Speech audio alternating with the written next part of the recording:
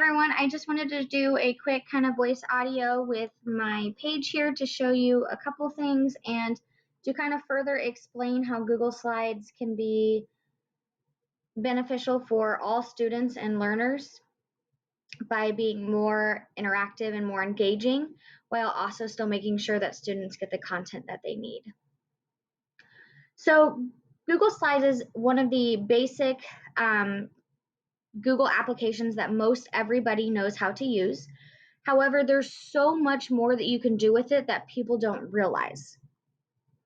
You can build them to be interactive. You can use them for virtual flipbooks. You can use them for guided note pages. You can create mini anchor charts for your students for interactive notebooks. You can use them for math manipulatives for the virtual world. And that's kind of what these videos are going to discuss, is some of those different ways to use Google Slides. This one here talks about an interactive notebook, and this one here kind of shows how you can lesson plan. This one also shows how to make it interactive.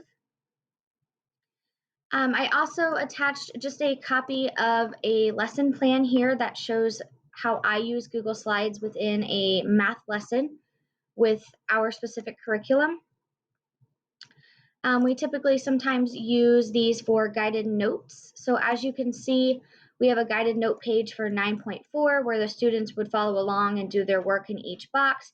And then they have each step and the answer and their end takeaways. This would be something that I print out, but this is what I build in Google Slides.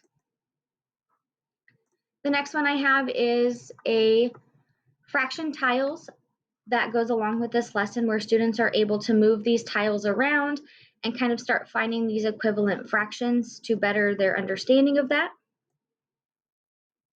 I do like that this one is completely movable. They're able to move the pieces out to see that 1/2 is the same as 3/6 and so on and so forth.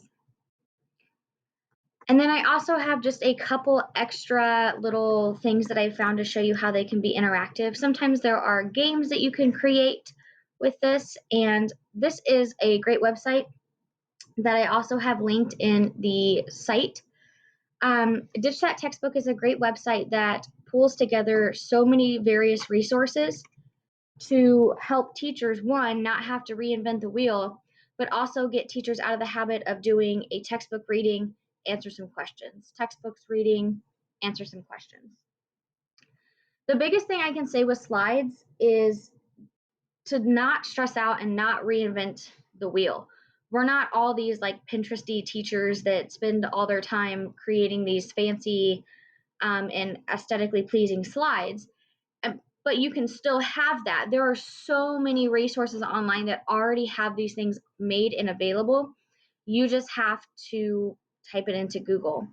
There are a ton of various ones here: making interactive games, Screencastify,